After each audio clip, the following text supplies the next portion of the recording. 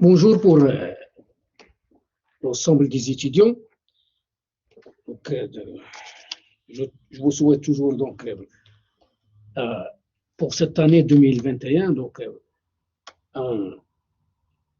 mes meilleurs voeux toujours. Donc je l'ai déjà fait, mais quand même c'est la première séance de janvier. On doit donc vous souhaiter toujours cette surtout que les étudiants partout dans le monde sont dans des situations pas confortables. D'ailleurs, dans pas mal de pays, en Europe et dans d'autres pays, en France et dans d'autres, les étudiants, durant cette période, sont vraiment euh, suivis, sont vraiment suscitent des inquiétudes, des compassions.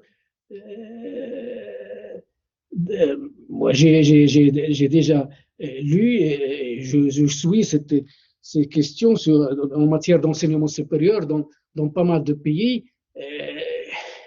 L'enseignement à distance pose des problèmes, c'est vrai, pas seulement en termes d'apprentissage, en termes de difficulté de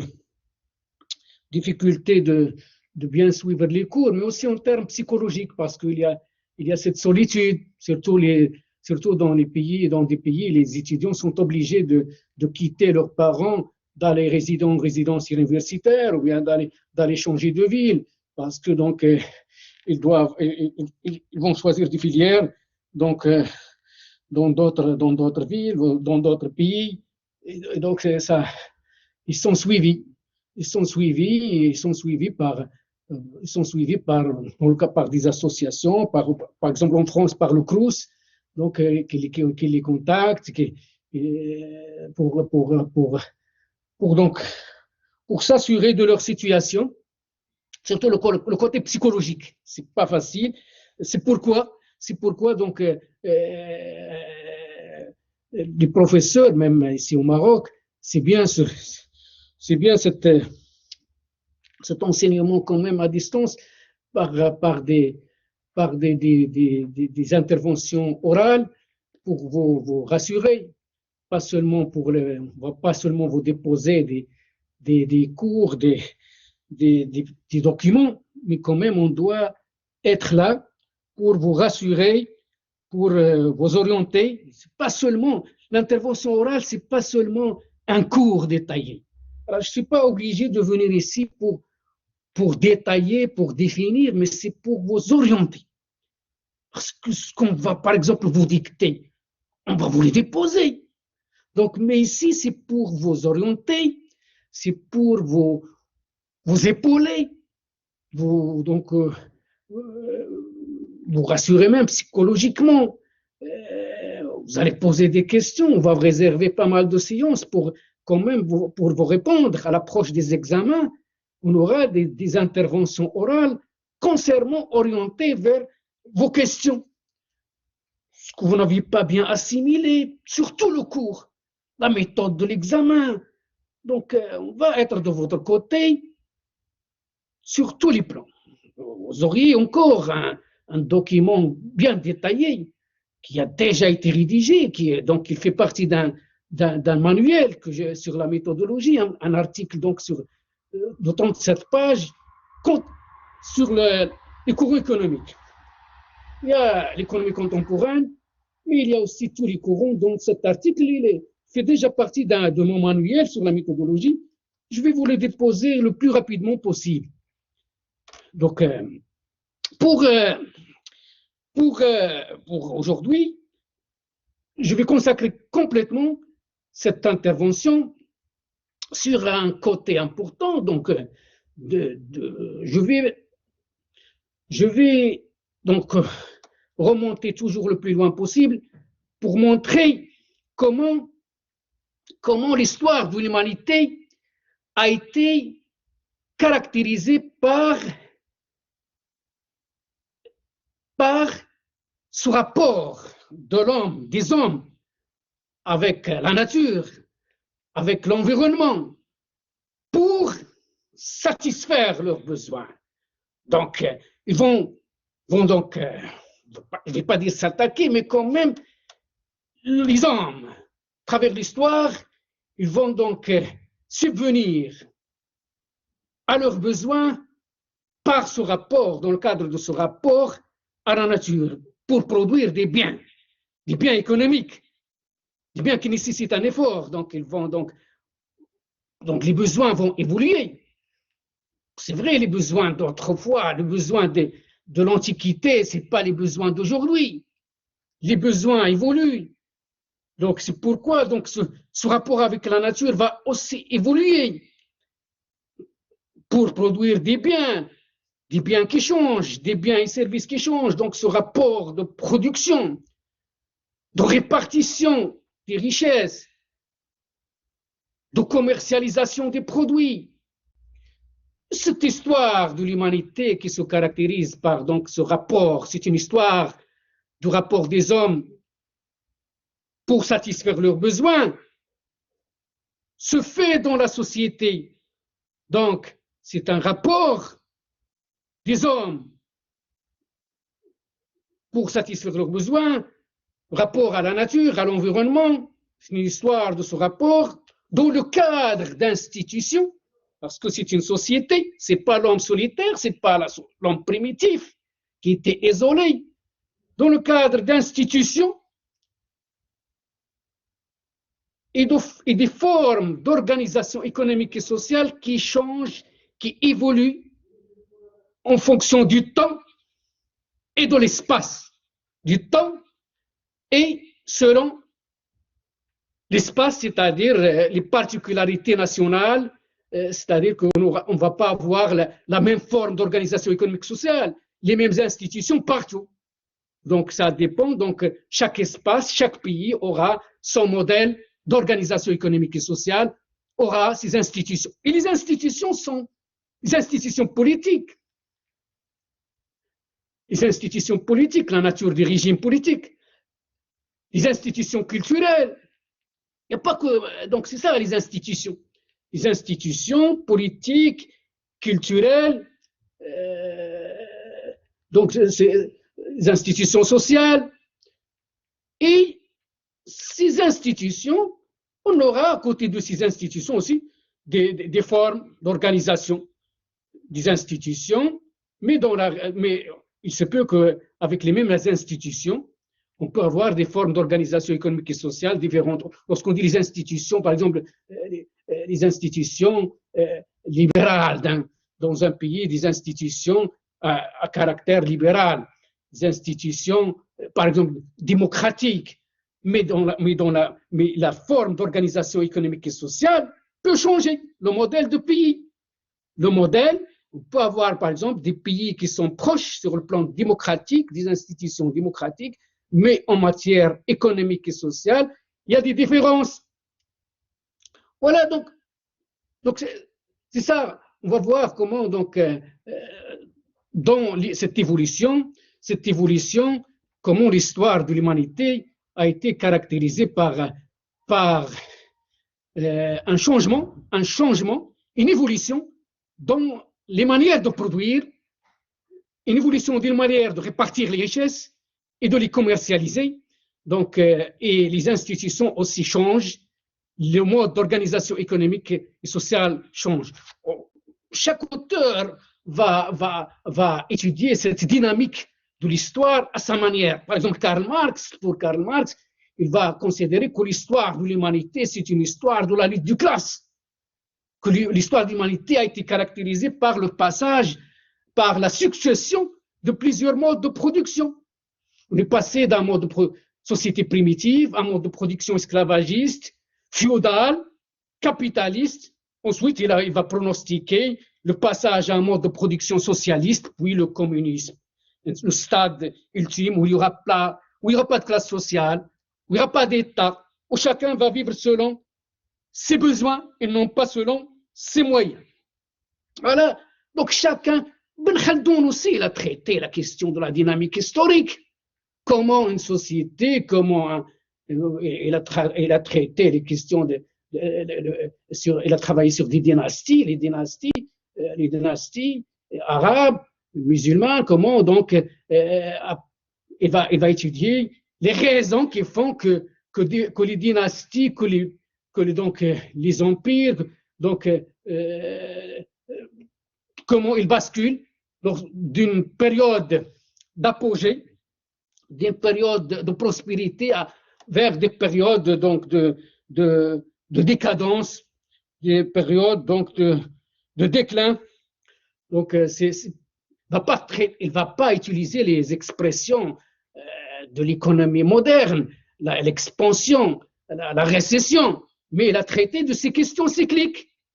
Il a traité de ces questions, comment, donc, les raisons qui font que les sociétés sont appelées, sont confrontées à des crises, à des cycles, à des phases où il y a la prospérité et des phases où il y a les problèmes. Il va traiter ces questions de la production des produits superflus, des dépenses. Il ne va pas traiter les questions de dépenses. Il ne va pas parler de dépenses ostentatoires. La consommation ostentatoire qui a été donc forgée, cette notion par Thorstein Veblen, le sociologue et l'économiste Thorstein Veblen, c'est-à-dire dépenser les ressources dans des produits superflus, dans des dépenses improductives, par ceux qui gouvernent, par ceux qui profitent des richesses, mais quand même, il a traité de cette question. Il a traité même la question de la rente, de la question des impôts. Il a traité de Schumpeter, Joseph Alois Schumpeter. Il a traité de cette question de la dynamique de l'histoire, la dynamique du capitalisme. Il a montré comment, donc, il a traité ces questions de comportement cyclique de la croissance économique, du développement. Il a montré comment l'innovation, comment la question de l'innovation est importante, que lorsqu'on est dans une phase de récession, ça veut dire qu'on a un problème d'innovation.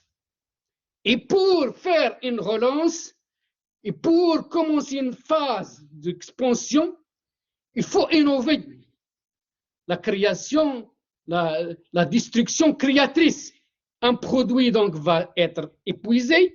Un produit, lorsque donc un produit, l'innovation, on est en phase d'obsolescence, une panne d'innovation, on est dans la récession. Donc il faut innover, trouver de nouveaux produits, de nouveaux procédés pour recommencer une phase de prospérité, une phase d'expansion. Voilà, c'est Schumpeter, donc c'est lui qui a, lorsqu'on parle d'innovation, c'est Joseph Alois Schumpeter. C'est un grand économiste du XXe siècle, mais il a été éclipsé par Keynes. John Maynard Keynes, le Britannique, a fait l'ombre sur Joseph Schumpeter. Et Joseph Schumpeter ne va donc être réhabilité et avoir de l'importance qu'après la mort de Keynes, à partir donc de 1950, que Schumpeter, on s'est rendu compte que c'est un grand économiste c'est lui qui a montré le rôle important de l'entrepreneur qui prend le risque, l'entrepreneur qui innove, c'est-à-dire qu'il va rendre hommage à l'entrepreneur, c'est-à-dire la croissance économique dépend beaucoup de l'implication des entrepreneurs. Donc l'entrepreneur qui prend le risque, c'est-à-dire que lorsqu'il va investir, rien ne garantit qu'il va avoir du profit, de la richesse. C'est pas comme dans certains pays, dans les pays où vraiment les pays africains, les pays arabes ou d'autres pays, vraiment où les investisseurs sont rassurés qu'ils vont gagner. Ils vont investir aujourd'hui, demain, ils auront la richesse, mais la richesse colossale, parce qu'il n'y a pas l'entrepreneur schumpeterien, on a l'entrepreneur rentier, l'entrepreneur qui abuse de sa parapluie politique pour s'enrichir, pour investir, les investissements par les autorisations politiques, les investissements par le monopole de certains secteurs rentables, des secteurs qui se prêtent mieux aux logiques rentières, l'agriculture, le tourisme, les produits miniers, carrières, les licences de pêche, l'immobilier. Vous voyez, l'immobilier, on transforme des terrains qui sont offerts, donc qui sont vraiment détournés pour les transformer en appartements et en villas. Voilà la richesse colossale. Où est l'entrepreneur de Schumpeter? Il est absent dans les pays arabes et les pays africains où ou dans ces pays où ceux qui sont au pouvoir abusent de leur position pour s'impliquer économiquement et pour s'enrichir et pour faire la concurrence déloyale à cette classe d'entrepreneurs de Schumpeter, cette classe d'entrepreneurs qui, s'il n'est pas proche des sphères de pouvoir, il va faire la faillite. Jamais il ne va rivaliser avec ceux qui abusent de leur position politique pour s'impliquer économiquement parce qu'ils ont la possibilité, ils abusent de cette position pour avoir des facteurs de production quasi gratuitement et parce qu'ils ont les moyens d'échapper à l'effort contributif, à l'évasion fiscale, ce qui fait qu'ils vont dicter une politique économique conforme à leurs intérêts. Et voilà, donc, c'est ça là. C'est pourquoi l'économie, il est très politique. Ça veut dire qu'on ne peut pas comprendre l'économie sans... Il y a pas mal de réponses. Les théoriciens, les économistes, c'est vrai, c'est rare de trouver des économistes qui nous ont donné vraiment la vraie élucidation de ce qui se passe dans les pays du tiers-monde. C'est vrai, on va voir comment il y a une branche, l'économie de développement, les théories du développement, depuis 1950, donc la réalité des pays du tiers-monde, donc il va intéresser surtout à certains économistes. En majorité, c'est des marxistes, comme l'Égyptien Samir Amin, qui a travaillé sur l'échange inégal entre la périphérie et le centre, les pays capitalistes développés et les pays du capitalisme périphérique, les Sud-Américains, donc d'autres, Aguirre Emmanuel, Raoul Prebisch, Celso Furtado, et d'autres, les Français, Suzanne de Brunhoff, François Chesnay, donc Paul Boucara, Christian Palois. Donc, mais il y a aussi des comme Rostov, qui va traiter le sous-développement comme une étape, c'est-à-dire une conception libérale, que le sous-développement n'est qu'une étape par laquelle tout le monde va passer. Même les pays développés ont été amenés à passer un jour par cette étape. Mais ce n'est pas ça, parce que le sous-développement, c'est cette dénaturation, c'est cette confrontation, c'est cette colonisation qui a fait que ces pays ont été déstructurés, ont été attaqués dans leur culture, dans leurs ressources, dans leur économie, ce qui fait que leur réalité est nouvelle. On s'est rendu compte de leur réalité au lendemain de la colonisation qu'on a vraiment en face de nous une réalité qui ne ressemble ni au bloc socialiste, ni au bloc capitaliste. C'est ça le tiers-monde. Voilà un troisième monde des pays qu'on peut regrouper sous ce vocable de tiers-monde qui a été forgé, ce vocable qui a été forgé par Alfred Sauvy, le démographe et l'économiste Alfred Sauvy, le français, en 1952. Et donc, c'était le bloc communiste, socialiste, part autour de l'URSS, l'Union des républiques socialistes soviétiques, avec les pays de l'Europe centrale et orientale, les pays de l'Europe de l'Est. De l'autre côté, les pays occidentaux autour des États-Unis et d'autres pays, la France, l'Allemagne et l'Angleterre. Et tout. Donc, il y a un troisième monde qui est donc une réalité qui est nouvelle, une réalité qui concerne des pays qui étaient colonisés. Et donc, les théoriciens de l'économie de développement vont expliquer les critères. Qu'est-ce qui distingue ces pays des autres? donc les critères du sous-développement. Ils vont donner des critères, donc voilà un secteur traditionnel très important qui coexiste avec un secteur moderne, des noyaux de modernité, mais ce secteur moderne, il est très lié à la métropole, aux pays, aux puissances étrangères, par donc circuits financiers, par des moyens de transport, des moyens ferroviaires, donc des constructions modernes. On voit Casablanca pour le Maroc, à Tanger, donc des îlots de modernité, donc des océans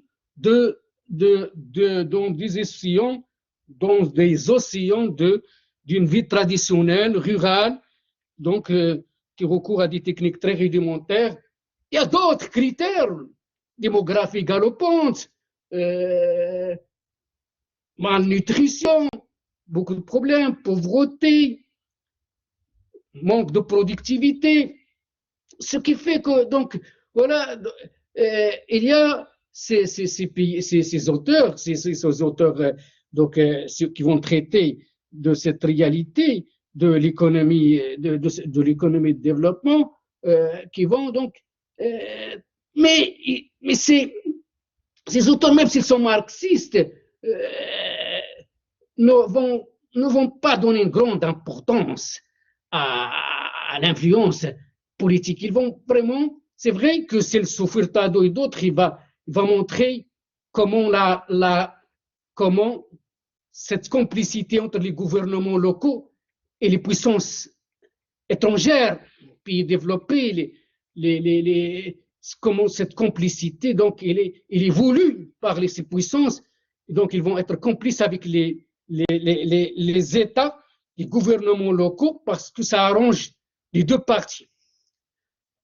C'est-à-dire le fait qu'il y ait une exploitation des ressources, ça profite à l'étranger, puissances étrangères, et aux gouvernements locaux qui abusent de ces ressources.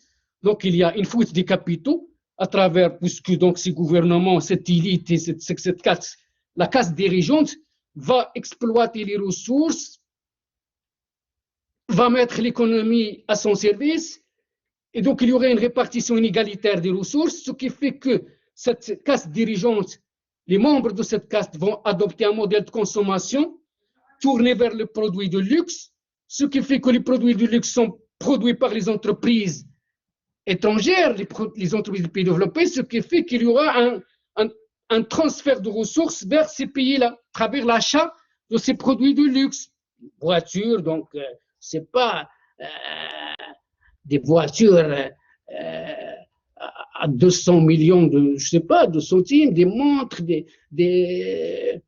on va recourir à des produits étrangers pour construire des villas, construire je sais pas quoi.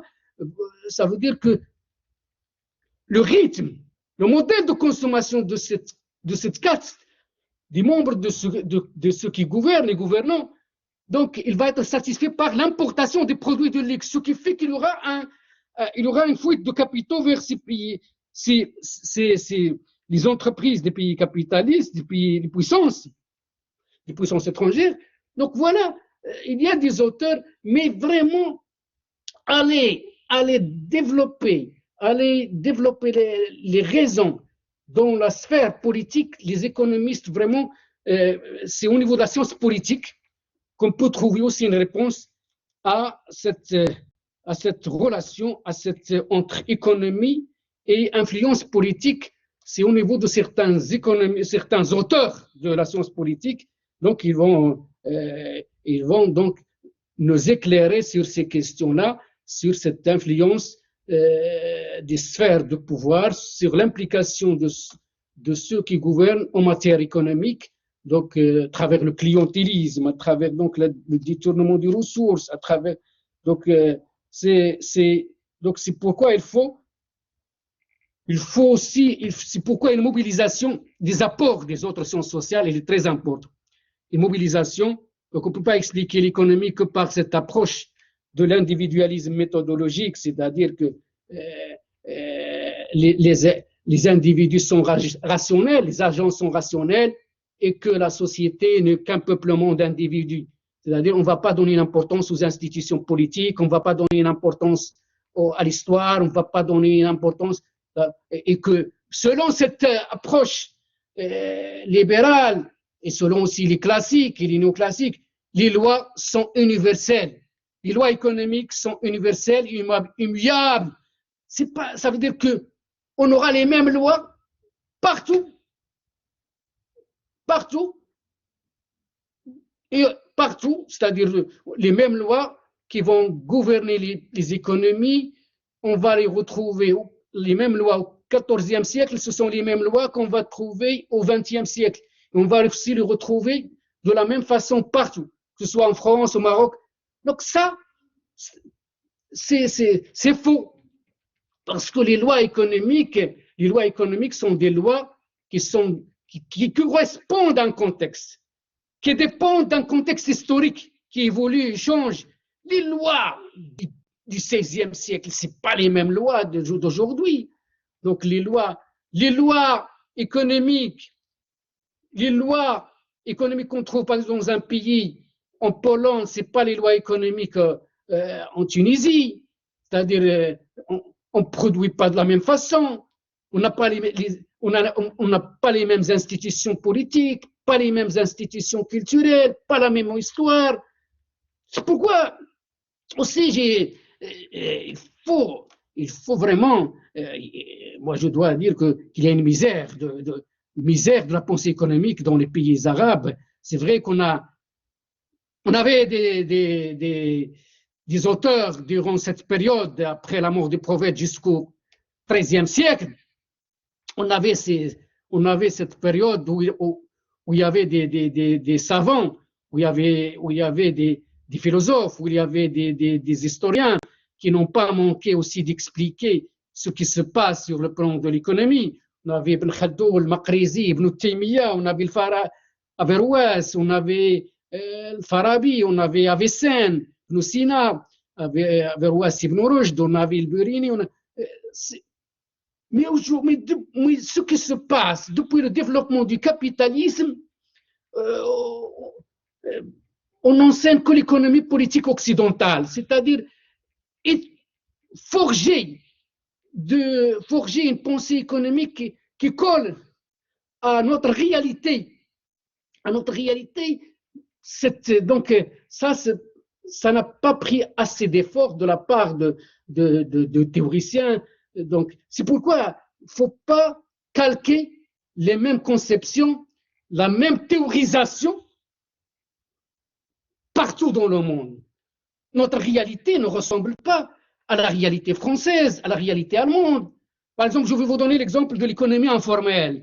Les pays, donc, nous, on a une économie qui n'est ni libérale, ni socialiste. Normalement, le libéralisme, c'est le secteur privé, c'est les lois du marché. Mais par notre réalité, on n'a pas que le secteur privé, c'est vrai, on a le secteur privé. On a les banques, on a les entreprises qui fonctionnent selon les règles du loi de marché, qui font partie de l'économie officielle. On a aussi le secteur public, les administrations publiques. On a un secteur public, l'université, les hôpitaux publics. On a des administrations. On a des administrations pour la sécurité, pour la défense nationale, pour pas mal d'administrations. Mais on a un grand secteur qui n'est ni secteur privé, ni secteur public. C'est l'économie informelle. Le secteur informel, donc c'est pourquoi on a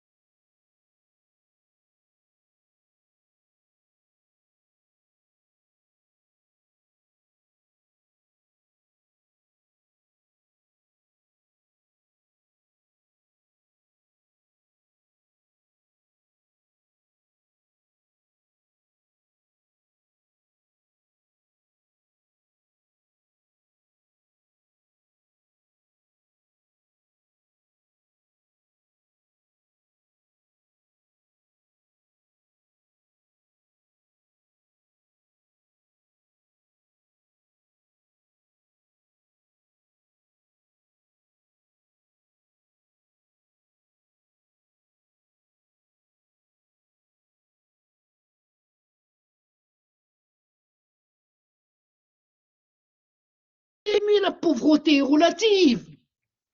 Chacun voit le bonheur à sa manière.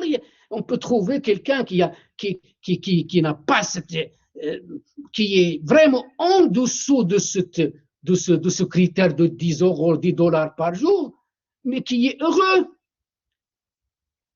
Ça veut dire que il peut avec 2 dollars, 3 dollars, 2 euros par jour, c'est relatif, c'est culturel. L'aspect culturel est très important. C'est pourquoi l'économie informelle, elle est considérée, pas mal d'auteurs considèrent l'économie informelle, le secteur informel en Afrique comme un secteur social, parce qu'il emploie vraiment une grande partie, c'est une grande partie de la population. Il participe à la production. C'est vrai qu'il est considéré comme une économie souterraine, comme une économie non officielle, comme une économie de l'ombre, mais quand même, il emploie. Il y a une grande partie de la population qui ne se retrouve ni dans le secteur privé, ni dans le secteur public. Ce n'est pas parce qu'ils ne veulent pas intégrer ces secteurs, mais parce que l'économie n'arrive pas à les absorber. Comment ils vont faire pour survivre, pour gagner leur vie? Donc, ils ne peuvent pas intégrer le secteur privé. C'est très dur, parce que, donc, je sais pas, ils n'ont pas les compétences, ils n'ont pas les moyens. C'est aussi parce que l'État n'organise pas mieux certaines activités économiques pour les intégrer. Le secteur public ne peut pas les intégrer parce que donc c'est la fonction publique. Mais comment se fait-il que des fois, ceux qui sont donc dans le secteur informel, des fois donc ils vont souffrir. Voilà un secteur qui est considéré comme un secteur social, mais quand même, elle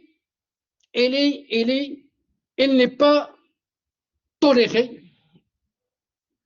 Elle n'est pas tolérée, des fois, elle n'est pas organisée. On voit comment, donc, comment cette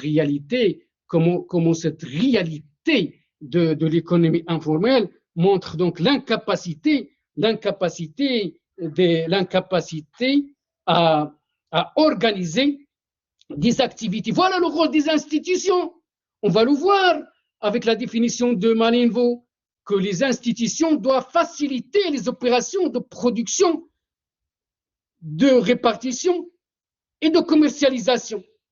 Mais lorsqu'on voit comment donc les institutions sont défaillantes sur ce plan, on voit comment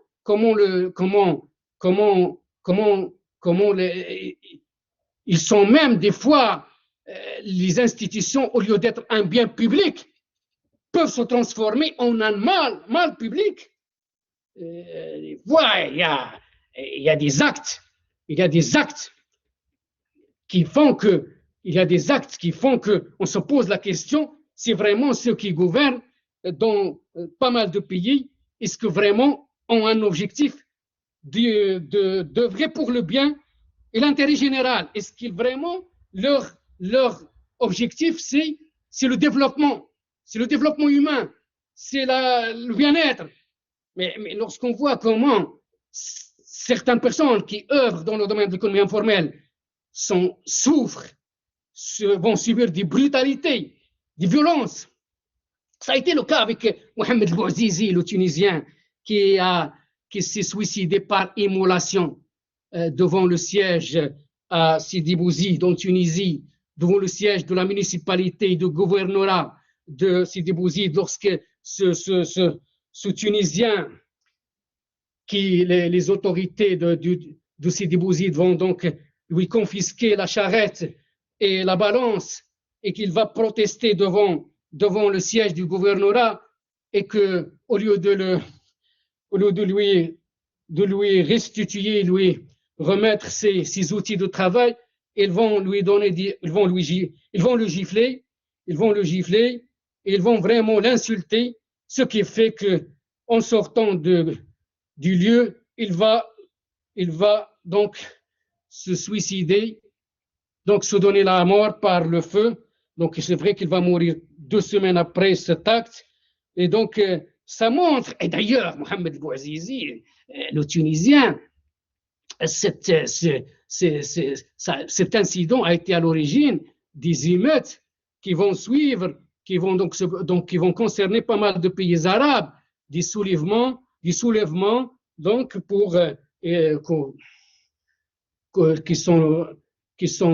qui avaient lieu donc à partir de la fin décembre 2010, parce que l'acte de Bouazizi décembre 2010 et toute l'année 2011, et il y aura donc des soulèvements connus sous le nom de printemps arabe. Vous voyez comment donc et depuis ce temps-là, donc pas mal de pays, il y avait donc des changements de régime, comme donc lorsque Ben Ali va être chassé du pouvoir. C'est vrai qu'il y a une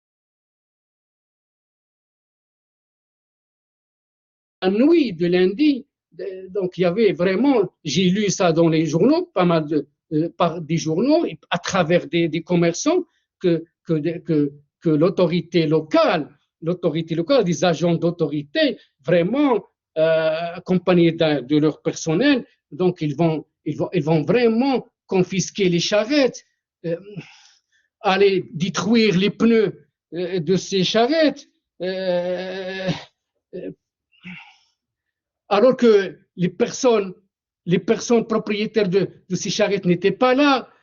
C'est pas des manières, c'est pas des manières, c'est pas des manières c'est pas des manières. Donc on va s'attaquer à des personnes d'une manière vraiment brutale.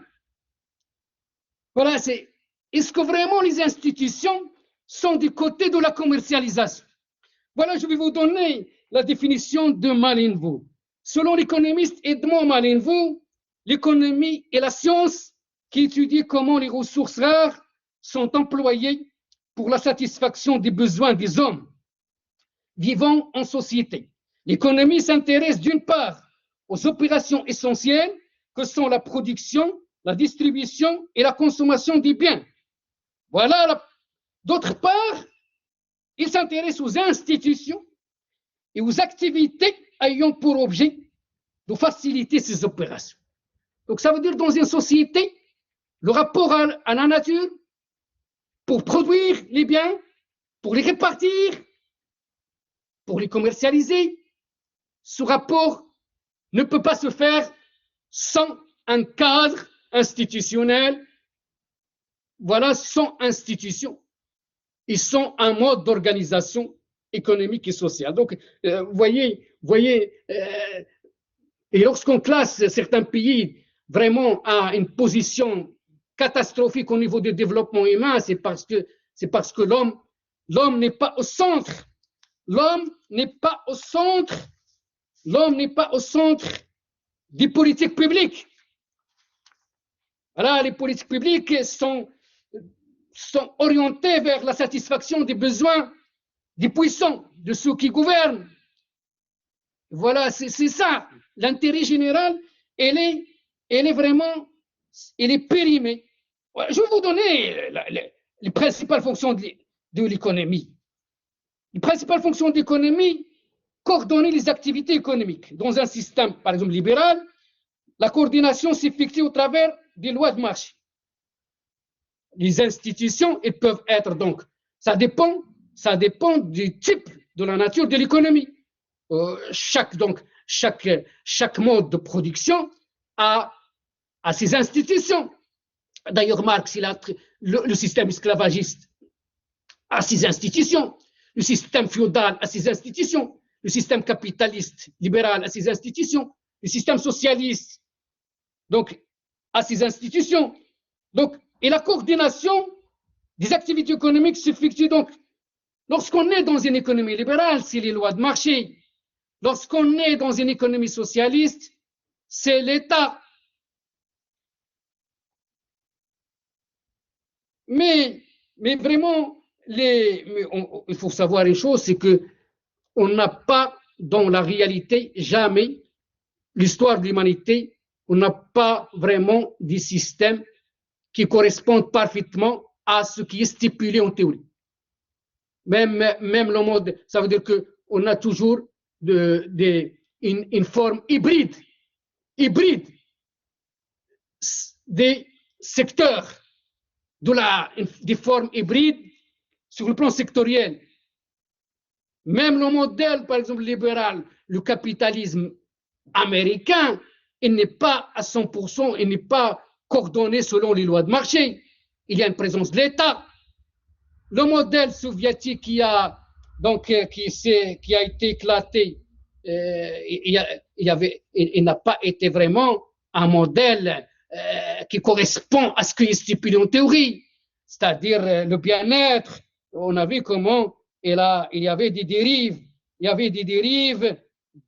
y avait même un totalitarisme durant certaines périodes, comme la période stalinienne. Et même le modèle yougoslave n'était pas un modèle coordonné par l'État. Le modèle yougoslave décentralisé, il y avait des initiatives privées au sein de ce modèle, la Yougoslavie qui était un pays de l'Europe de l'Est, mais qui faisait partie de ce bloc communiste, même si la Yougoslavie, qui a été éclatée depuis 1994 dans plusieurs pays, même si le modèle yougoslave a été vraiment le modèle le plus décentralisé du bloc communiste.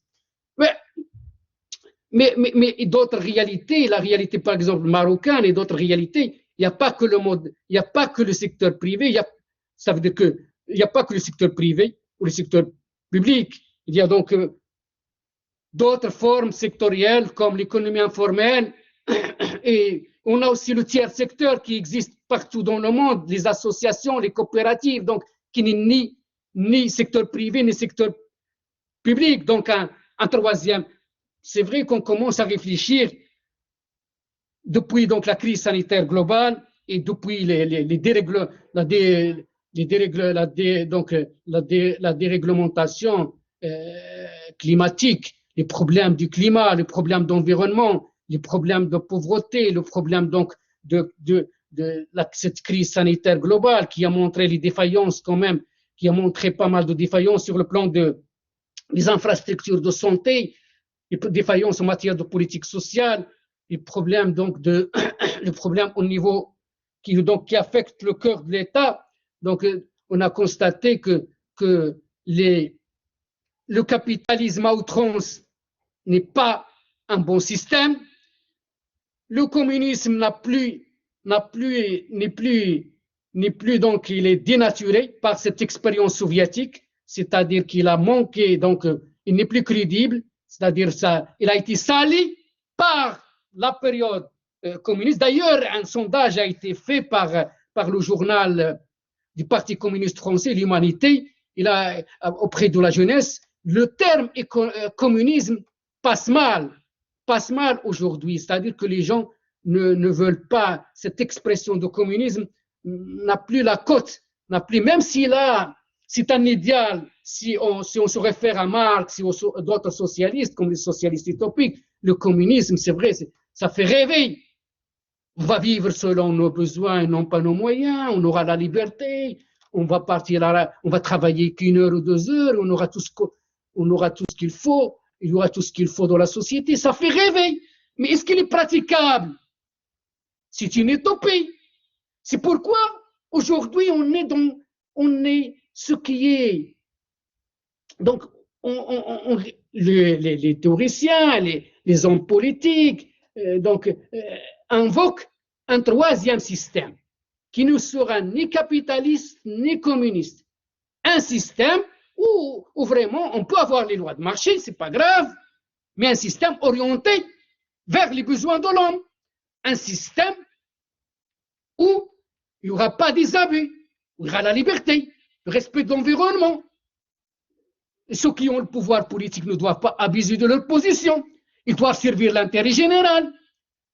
Un monde vraiment où il y aura une régulation mondiale, une gouvernance, et non pas un monde dominé par quelques puissants, quelques puissances, c'est-à-dire un monde, donc on ne va pas continuer à vouloir instaurer le communisme alors que c'est difficile de le faire. Donc on réfléchit sur un système qui n'est ni capitalisme libéral, ni socialisme étatisé.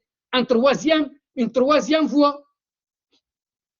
Voilà, donc la fonction de l'économie, arbitrer en fonction, deuxième fonction, arbitrer en fonction d'un intérêt général, en sachant que l'intérêt général se définit autour de l'efficacité économique et de la justice sociale. Voilà, le rôle de l'économie, c'est arbitrer en fonction d'un intérêt général, c'est-à-dire l'économie doit toujours être dans cette ligne de comment chercher à défendre l'intérêt général, montrer les voies qui mènent vers l'intérêt général. Donc, c'est vrai que l'intérêt général dans une nation, c'est ça pourquoi le communisme soviétique, socialisme soviétique n'a pas bien marché, parce qu'à un certain moment, on avait un problème de productivité par rapport au capitalisme. Même les ressortissants de l'Union soviétique et des pays de l'Europe de l'Est, à un certain moment, voulaient la consommation, voulaient les jeans s'habiller en jeans, voulaient des belles voitures, voulaient la liberté. Ça veut dire, voilà le problème, c'est un problème d'efficacité économique. Il y a certains aspects dans le capitalisme, c'est vrai, qui font séduire, ils ont séduit même les communistes qui vivaient dans un pays communiste, voulaient quand même certains aspects de la consommation, les produits de consommation, qui sont donc produits dans des pays capitalistes. Mais le capitalisme, s'il n'est pas régulé, s'il n'est pas encadré, il va nous mener vraiment vers la ruine et vers cette situation que le capitalisme va détruire, parce que son mobile, c'est la recherche des profits. Il ne va pas se soucier du climat, il ne va pas se soucier des ressources naturelles, il va s'attaquer aux ressources, il va s'attaquer à toute la planète dans le seul objectif d'avoir des profits colossaux. Et aussi, il va quand même donner les salaires les plus bas. Il va faire l'exploitation à outrance de la classe ouvrière, ce qui fait qu'on aura un problème de climat, un problème d'environnement et un problème de justice sociale. Une minorité va exploiter les ressources du monde au détriment d'une majorité qui va vivre dans la misère et aussi au détriment d'une planète qui va être attaquée. Et on aura donc un problème de développement durable. l'épuisement des ressources, le climat qui sera affecté. Donc on va attaquer donc la biosphère, on va attaquer l'écosystème, et donc on aura un problème de vivre plus tard. Comment léguer les ressources, comment les transmettre aux générations futures. C'est ça le développement durable. Le développement durable, donc c'est pas seulement, c'est un développement qui se soucie des intérêts des générations présentes, mais aussi sans compromettre les intérêts des générations futures. Il ne faut pas se soucier que du présent. Il faut penser à plus tard. Comment transmettre le bien public aux générations futures, le léguer, le transmettre, sans épuiser ses ressources et sans attaquer donc les ressources dont on a besoin. L'air qui va être pollué, les tsunamis, la mer qui va avancer. Donc, il y a les pluies acides, beaucoup de problèmes. C'est ça le capitalisme sauvage, le capitalisme qui va.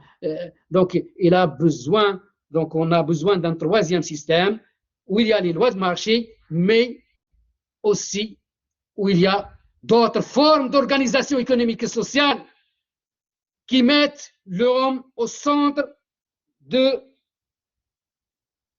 des préoccupations de ceux qui gouvernent, et non pas comme ça a été le cas donc à Ben Slimane, à province Ben Slimane, lorsqu'on a, c'est grave que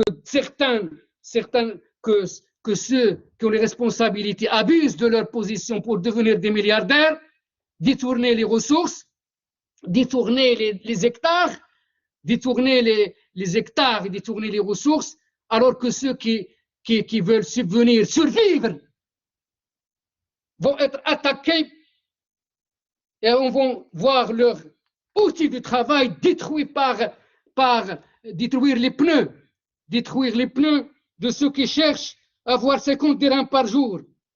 Vraiment, je ne sais pas, la responsabilité, il est vraiment au niveau de ceux qui décident,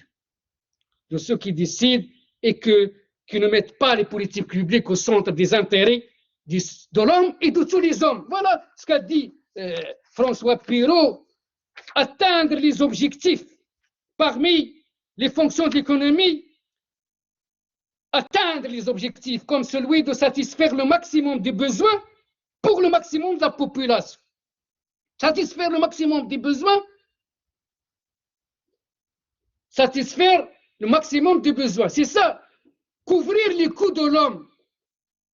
Les coûts. L'homme a des coûts, pas seulement des besoins, mais des coûts. L'homme a des coûts, le coût de scolarisation, le coût d'une bonne nutrition, le coût d'être soigné, le coût d'être éduqué, le coût de l'homme et de tous les hommes. C'est vrai que dans les pays, je soulève toujours les pays arabes, africains, les pays où il y a ceux qui sont aux commandes de l'État, profitent de leur situation pour couvrir leurs coûts, alors que d'autres, la majorité, n'arrivent pas à couvrir le minimum des coûts. Donc, couvrir les besoins de tout l'homme, ça existe pour une minorité qui couvre tous les coûts. Et vraiment, ils couvrent les coûts d'une manière, les dépenses ostentatoires, les voyages, les biens immobiliers à l'étranger, les produits de luxe, ils couvrent bien leurs coûts, hein, et mieux que ceux qui sont dans les pays développés, au détriment je ne sais pas, 90 ou 95% de la population qui ne couvre même pas 10% des coûts et qui vivent dans la misère. Le but de l'économie, selon l'économiste français François Pirault, est la couverture du coût de l'homme, mais si on s'arrête au coût de l'homme, ça peut concerner une petite minorité, et de tous les hommes. Tous les hommes doivent bénéficier des fruits de la croissance à travers une bonne répartition, c'est-à-dire lorsqu'on a une production, on doit les prélever une grande partie pour aller faire de la redistribution. Redistribution entre particuliers et redistribution entre régions. C'est-à-dire aller faire bénéficier tous les hommes, toute la population des fruits de la croissance, sous forme d'hôpitaux, sous forme d'écoles, sous forme d'universités, et pas seulement au niveau de certains lieux, de certaines villes. Même les régions les plus lointaines doivent donc être concernées par cette répartition de redistribution. C'est pas comme lorsque j'ai soulevé une fois comment cette province de Ben Slimane, 16 communes, 3 communes urbaines et 13 rurales, et comment on a un hôpital au niveau de la ville de Ben Slimane, un hôpital qui n'est même pas équipé. Si vous avez un problème, on va vous transporter à Rabat pour je ne sais pas si vous allez arriver vraiment à Rabat, parce que ça se passe pas mal de fois, les gens vont décéder au cours de route, c'est-à-dire que voilà, un hôpital, 15 communes rurales, rien, même les dispensaires ne sont pas existants. Les dispensaires, on le trouve des fois, il n'est même pas équipé. Un infirmier qui vient le jour du souk et qui n'a rien, il n'a même pas des comprimés, je ne sais pas quoi, je ne sais pas la réalité, mais d'après ce qu'on me raconte, c'est vraiment, la situation est catastrophique. Pas de santé, infrastructures de santé sont absentes. Le cas de Ben Slimane, ça veut dire partout dans les autres provinces, c'est la même chose. C'est au niveau des villes qu'on va trouver un hôpital et un hôpital mal équipé, c'est-à-dire qu'on a quelques hôpitaux au niveau des grandes villes, c'est tout. Hein. Ça veut dire que à Ain Taouchta, je ne sais pas, à Safi, je sais pas, à Zagoura, à Tiaza, les provinces, donc, dans d'autres partout, donc, à Missour, je ne sais pas où, les gens, donc il y a un problème, il y a ce problème de production des biens publics. Lorsqu'on parle de production, ce n'est pas seulement la production des biens privés. Satisfaire les besoins, on a deux types de production. Produire des biens qui, pour les avoir, il faut passer par le marché, les biens marchands, et d'autres qui sont produits par l'État. C'est ça les institutions, le rôle des institutions. Comment on va orienter l'économie? Est-ce qu'on va l'orienter de façon libérale, capitaliste, ou pour satisfaire les besoins, il faut passer par le marché, ou bien on va l'orienter selon une forme socialiste, où l'État va s'impliquer fortement. Mais dans la réalité, on a des économies mixtes. Partout aujourd'hui dans le monde, surtout depuis Keynes, depuis la révolution keynésienne, depuis 1945, depuis la mise en place des systèmes de protection sociale, depuis que l'État s'implique.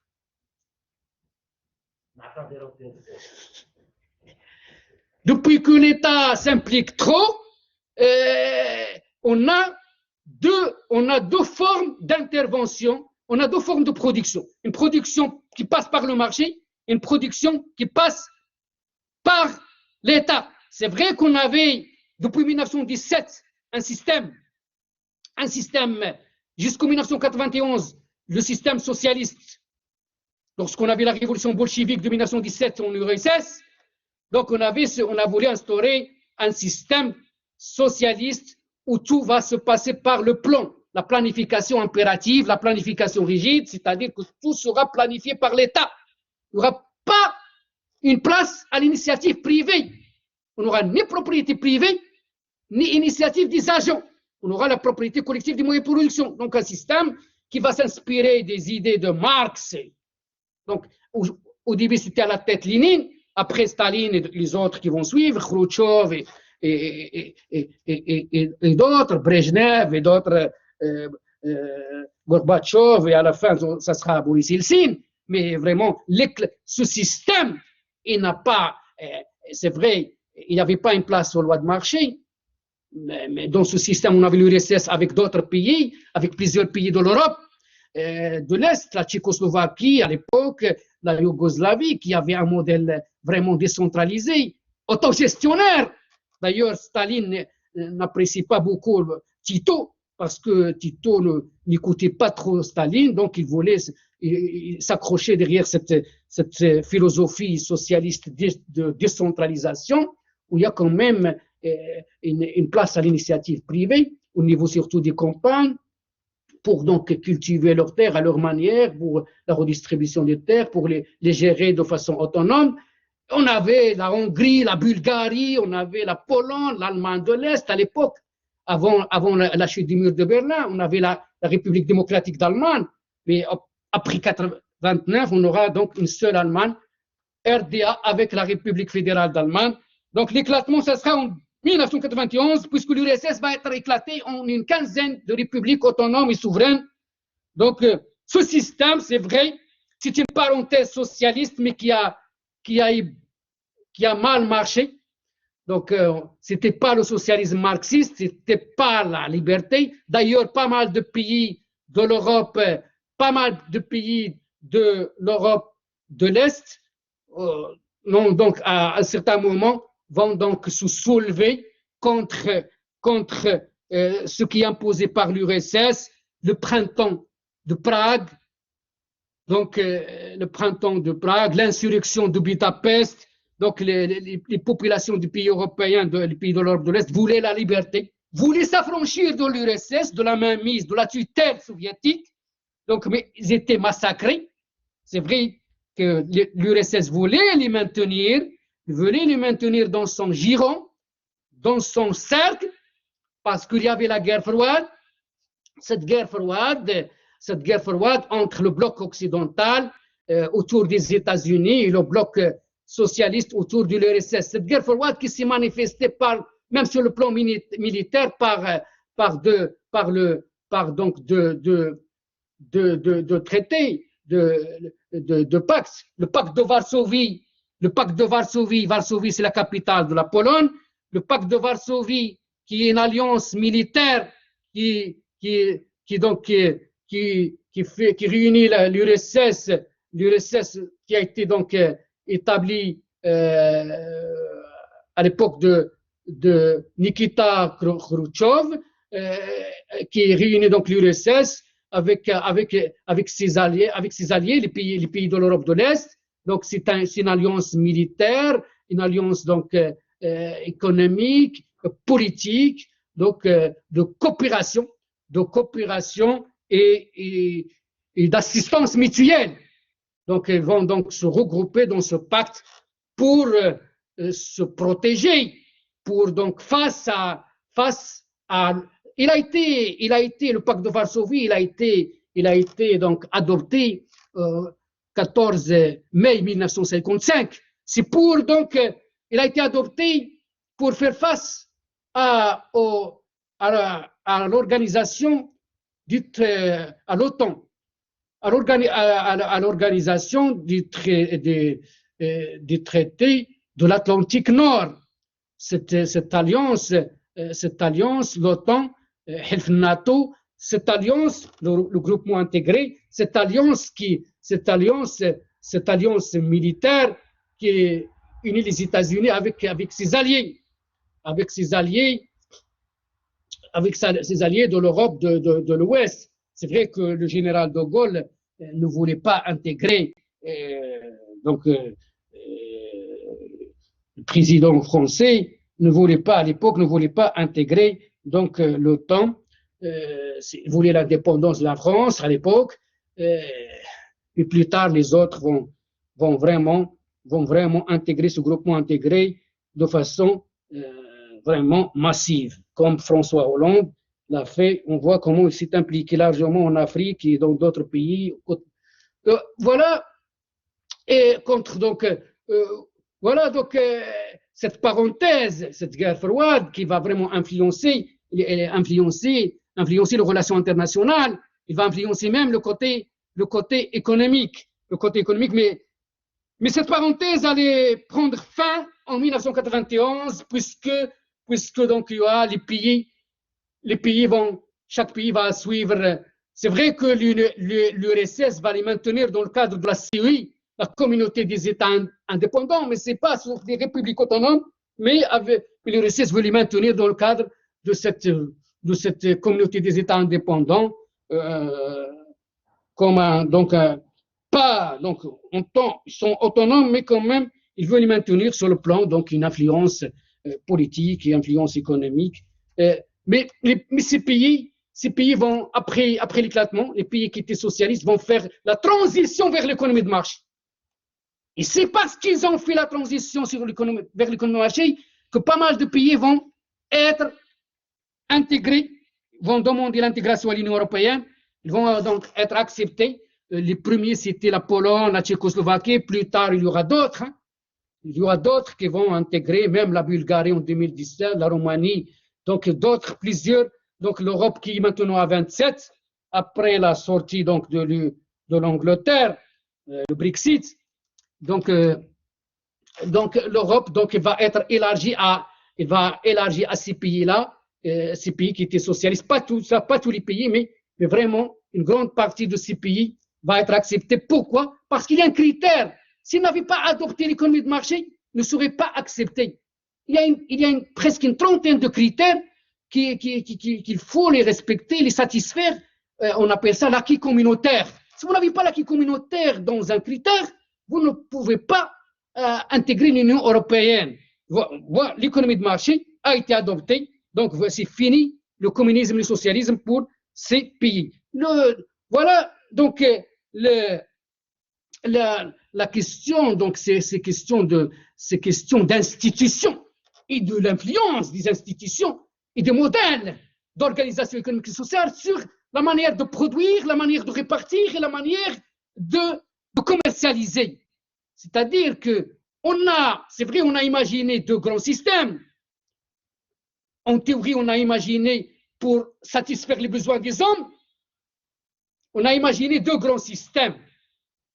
Depuis, donc, on a imaginé donc deux voies en théorie, le socialisme, le capitalisme. Le socialisme, pas de propriété privée, un rôle important de l'État, un État qui va s'effacer dans le stade ultime. Le capitalisme, c'est les lois de marché, c'est le libéralisme, c'est l'initiative des agents en matière de consommation, de production, d'épargne, donc ils sont libres d'agir. Deux grands systèmes, mais dans la réalité, on ne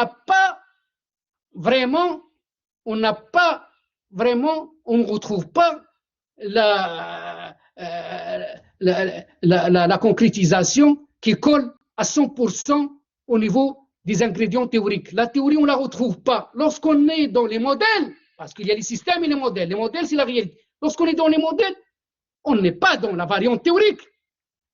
On est loin de la variante théorique, qu'on n'a pas vraiment le capitalisme libéral. Même dans le pays le plus libéral, les États-Unis, il y a une forte implication de l'État dans l'armement, dans le protectionnisme face à la Chine. Et même dans le côté socialiste, est-ce que l'URSS était vraiment, c'était le socialisme tel qu'il est rédigé par Marx et les autres socialistes? Non, c'est un socialisme, c'est un communisme qui ne colle pas à ce qui est stipulé en théorie. On a la dérive stalinienne, on a les tortures, on a le problème de productivité, on a le problème de rationnement, de pénurie. Plus tard, faire la queue pour avoir des produits, pour avoir une baguette. Donc, c'est pas chacun selon ses besoins. C'est pourquoi on trouve des modèles de pays, et des modèles de pays, et depuis la deuxième moitié et la seconde moitié du XXe siècle, on est surtout dans des économies mixtes. Même après l'éclatement, depuis 1991, partout on a des économies mixtes. Il n'y a pas des États qui fonctionnent vraiment selon le mode libéral ou le mode capitaliste. Partout on a une hybridation sectorielle, privé, public, et même une troisième voie qui se développe, le tiers secteur. Le tiers secteur peut prendre la forme des associations, de coopératives, mais on peut prendre aussi la forme de l'économie informelle, même s'il n'est pas toléré des fois, même si ceux qui œuvrent dans cette économie informelle sont pourchassés et subissent des brutalités, des violences, et comme s'ils sont responsables de leur situation.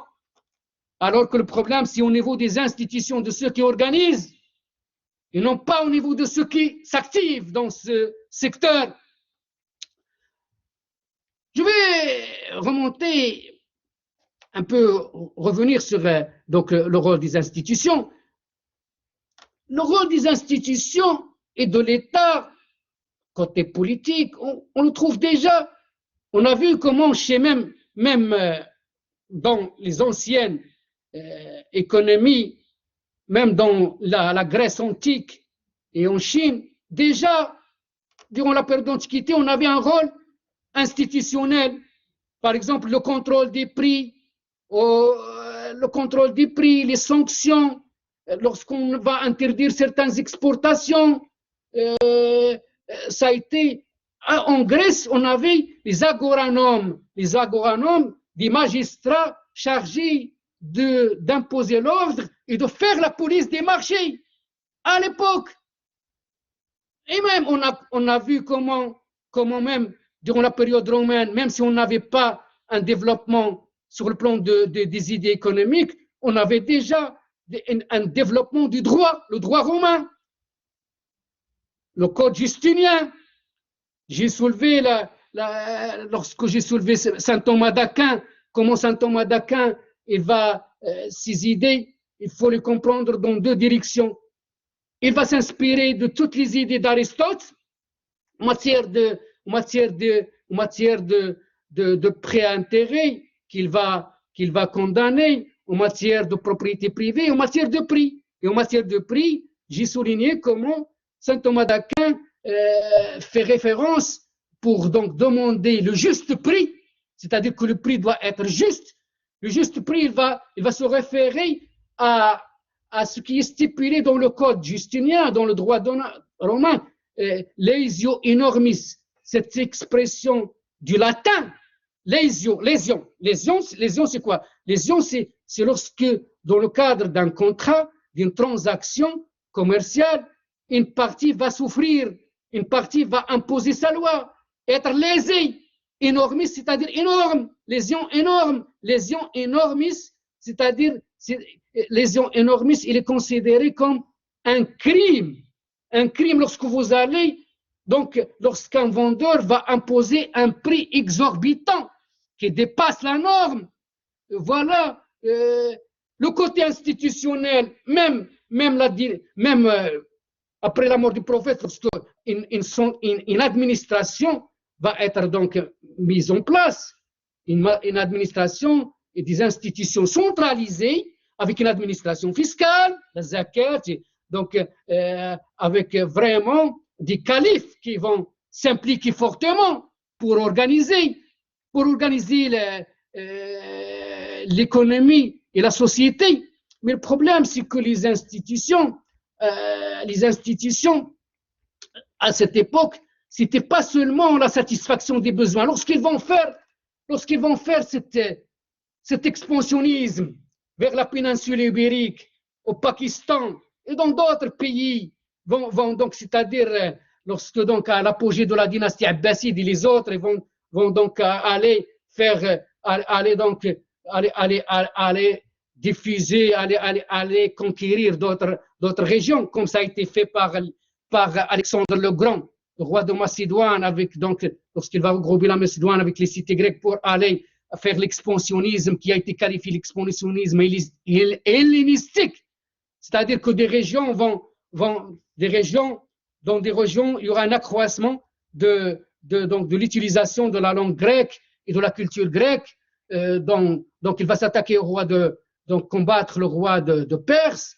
Il va donc même en Égypte et d'autres pays. Donc ça a été fait aussi par les arabo-musulmans, donc les dynasties islamiques qui vont, mais c'est pas seulement, ça a été fait par Alexandre le Grand et les autres parce qu'il y avait des problèmes de productivité. Il y avait un problème de productivité, des pénuries, des techniques rudimentaires qu'on utilisait durant la période grecque n'augmentent pas les rendements parce que les rentiers à l'époque avaient leurs rentes, les grands propriétaires terriens n'ont pas intérêt à développer l'innovation, ce qui fait qu'il y avait cet expansionnisme. Mais pour les arabo-musulmans, ce n'était pas seulement pour des questions économiques, c'est pour aller diffuser l'islam aussi. Il y avait ce côté religieux qu'on va retrouver aussi, qu'on va retrouver chez certaines fractions de l'Église catholique. À l'époque aussi, on a vu que même le Moyen Âge, cette période du Moyen Âge, la période chez saint Thomas d'Aquin, cette période où il y avait en Europe donc l'influence de l'Église, il y avait aussi un côté, il y avait un rôle institutionnel, qui a été fait non seulement par l'État, mais aussi par l'Église. L'Église avait aussi un rôle à jouer. Saint Thomas d'Aquin était dominicain. Dominicain, ça veut dire, il y avait une branche. Dominicain, c'est une sensibilité religieuse. C'est-à-dire, il fait partie de l'ordre des prêcheurs, c'est-à-dire l'ordre des prêcheurs, c'est-à-dire qui a été créé par l'ordre dominicain, par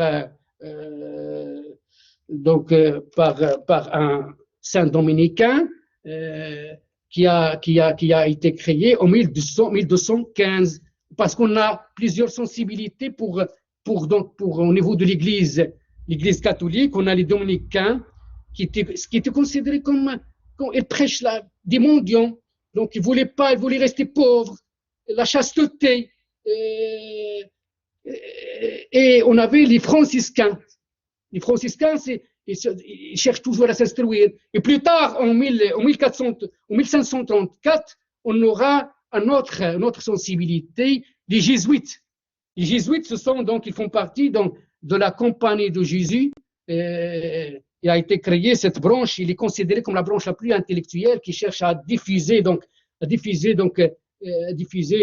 le christianisme, l'évangélisation, la justice sociale. Il est considéré comme la branche la plus intellectuelle. Donc, il a été créé par Ignace de Loyola en 1534. Il va être reconnu par le pape Paul III en 1540. Donc, le rôle institutionnel, on va le retrouver aussi. J'ai déjà souligné le rôle de l'État au niveau du XVIe, XVIIe siècle. Cette période du mercantilisme où l'économie serait entre les mains du roi. Ce sont donc l'économie au service des rois. Cette période des monarchies, des rois, des princes. J'ai déjà souligné comment, à l'époque, l'instabilité de certains États, on est allé à pousser Nicolas Machiavel, qui était un secrétaire, il a été même un fonctionnaire, secrétaire du gouvernement de Florence. Il va être secrétaire de Florence, il va rédiger le Prince, l'ouvrage. Donc c'est dans ce contexte d'instabilité qu'il voulait que son ouvrage soit donc bien, que son ouvrage doit avoir des implications au niveau du gouvernement. Donc il voulait éclairer les chefs d'État, les princes, les rois sur la bonne manière, selon lui, sur la bonne manière, la meilleure manière de renforcer l'État, de maintenir, de restaurer un pouvoir, donc quitte à commettre des actes odieux, quitte à être dans l'illégalité, quitte à assassiner, quitte à liquider les opposants, à faire des actes qui passent mal chez la population et chez les religieux. Donc il va montrer comment il faut s'affranchir des considérations morales et éthiques pour gouverner. Donc vraiment ces idées étaient vraiment très contestées. Mais un autre, Giovanni Botero, qui va replacer les idées de Machiavel dans un ordre plus moral pour justifier le rôle de la puissance souveraine, des fois le rôle difficile pour défendre l'intérêt général et recourir des fois à des actes difficiles à accepter. Il invoque la raison d'État. C'est lui qui a forgé pour la première fois la notion, l'italien Giovanni Botero, la notion de raison d'État. Donc, on avait donc à l'époque, le rôle de l'État était important. On voulait que l'État soit fort pour enrichir la nation. Pour enrichir la nation par les guerres, parce qu'ils avaient cette conception. Il avait cette conception de la richesse que la richesse, c'est la détention d'un stock de métaux précieux, et cette conception de la richesse va influencer leurs recommandations, vont recommander les auteurs mercantilistes à l'État d'aller faire. Donc, il faut que l'État s'implique dans les guerres, dans les conquêtes extérieures. Il doit mettre en place des barrières protectionnistes pour limiter les importations, éviter les sorties de monnaie, parce qu'il voulait que les soldes des balances commerciales soient excédentaires. Donc, et aussi, l'État a besoin d'une richesse pour financer ses implications, ses actions, financer donc le financement de la guerre, acheter les poudres, acheter les matériels de guerre, aller donc payer les soldats, financer le rythme de vie, les dépenses des rois qui ont des châteaux à gérer. Voilà, donc à l'époque, on avait un côté institutionnel, même la période physiocratique qui est située à partir donc de la première moitié du 18e, mais généralement c'est avec la publication du tableau économique de François Quesnay constitue la physiocratie en 1749, 48, des fois ça dépend des publications qui mentionnent. Et avant Quesnay, il y avait des précurseurs de la physiocratie. Donc, de Bois-Guilbert, Gilbert de Bois-Guilbert, Richard Cantillon, qui vont dénoncer le mercantilisme comme étant à l'origine de l'étouffement des économies par cette conception monétaire de la richesse, cette conception billioniste de la richesse qui étouffe les secteurs productifs, qui a délaissé le secteur agricole parce qu'ils étaient des Français, Bois-Guilbert, qui délaisse un grand secteur pour l'économie française. Donc, et les physiocrates vont s'opposer vraiment aux pratiques protectionnistes, réglementaires, des mercantilistes et les taxant comme responsables de la situation du déclin français. C'est pourquoi ils vont se placer du côté de la défense de l'agriculture comme étant la source de la richesse.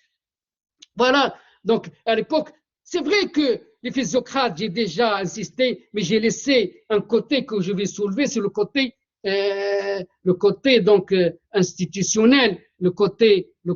C'est vrai que les physiocrates, le rapport à la nature, ils voulaient pas une implication forte de l'État sur le plan économique. D'ailleurs, l'expression laisser faire les hommes, laisser passer les marchandises c'est Vincent de Gournay, à l'époque des physiocrates, qui est l'auteur de cette expression. Laisser faire les hommes, laisser passer les marchandises. Laisser faire les hommes, c'est les initiatives. Laisser passer les marchandises, c'est la libre circulation, le libre échange. Et c'est vrai que le rapport à la nature, il ne voulait pas une perturbation. Et parce que pour les physiocrates, ils croient en l'action, la bienveillance de la nature, l'ordre de Dieu. Ce n'était pas dans le sens religieux, n'était pas du religieux, mais ils croient en une puissance divine qui veille sur l'activité économique. Et ça veut dire que laisser la nature, les lois naturelles s'occuper de la production, s'occuper du fonctionnement des économies. Mais dans certains cas, il voulait quand même une implication institutionnelle lorsqu'il s'agit, par exemple, pour les physiocrates, parmi leurs recommandations, il voulait que l'État s'implique à travers des impôts, c'est-à-dire il va taxer le facteur de production. Le principal facteur de production pour les physiocrates, c'est la terre, c'est-à-dire les physiocrates considèrent que le seul secteur productif, c'est l'agriculture, donc le principal facteur de production, c'est la terre. Ils voulaient que, même s'ils sont contre la fiscalité, contre l'intervention de l'État, mais ils voulaient que l'État impose la terre. Donc, frappe la terre par des impôts, par une fiscalité. Pourquoi?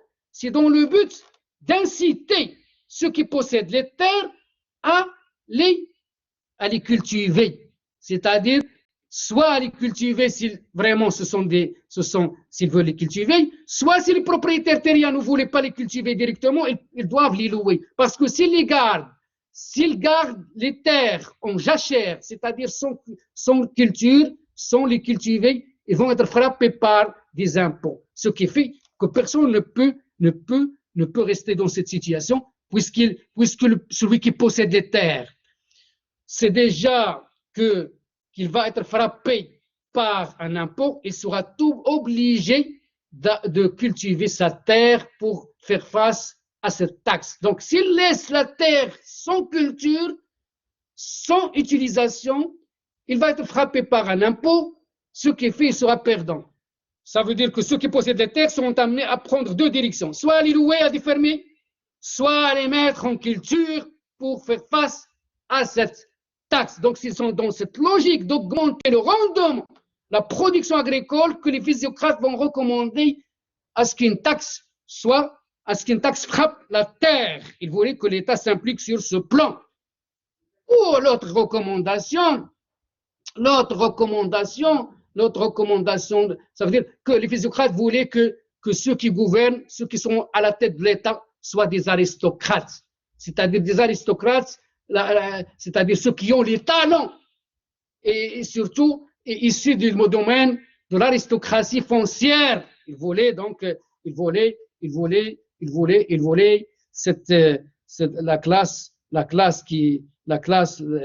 qui gouvernent, ceux qui sont à la tête de l'État.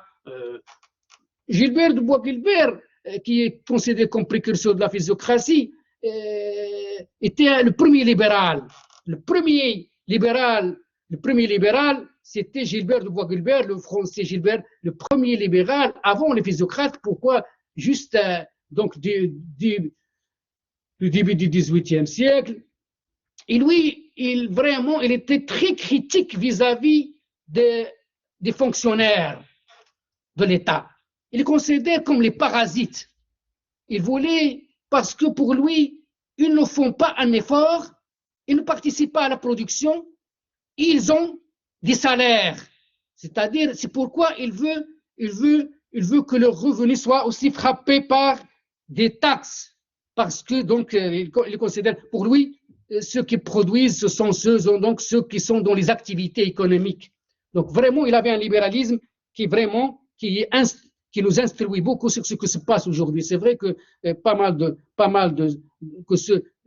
revenus très élevés aux ministres, je ne sais pas, aux parlementaires et à d'autres, qui abusent de leur position, des revenus qui vraiment, est-ce qu'ils sont vraiment justifiés? Surtout que ces revenus, ces salaires, ils sont gardés toute la vie. C'est vraiment, est-ce qu'ils participent? Est-ce que c'est justifié, ces gros revenus? Ça veut dire, Gilbert Bois-Guilbert traite ces fonctionnaires de parasites qui ne font qu'abuser des richesses sans y participer vraiment, et sans apporter un vrai concours à cette création de richesse.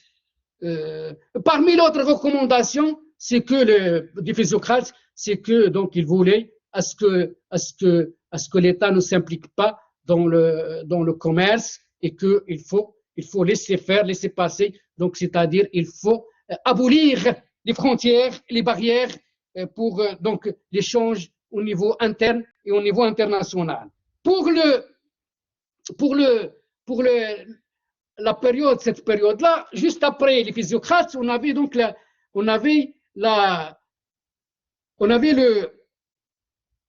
révolution industrielle qui va commencer à la seconde moitié du XVIIIe siècle. La révolution industrielle qui est considérée, ce terme de révolution industrielle qui est un processus de transformation qui affecte les sphères économiques, politiques, culturelles, technologiques. Cette expression a été utilisée pour la première fois par Adolphe Blanqui en 1737. Il va aussi être adopté par Friedrich Engels, l'ami de Marx, qui va rédiger avec lui pas mal d'ouvrages, surtout le manifeste du Parti communiste. Il va utiliser en 1700, au plus tard, en 1800, révolution industrielle en 1837 par Blanqui, et en 1840, donc 1837 par Adolphe Blanqui, et en 1840 par Friedrich Engels, 1840, et Adolphe Blanqui en 1837. Donc, il va être utilisé pour montrer que le terme révolution ne fait pas l'unanimité. Parce que par exemple, l'historien Fernand Braudel,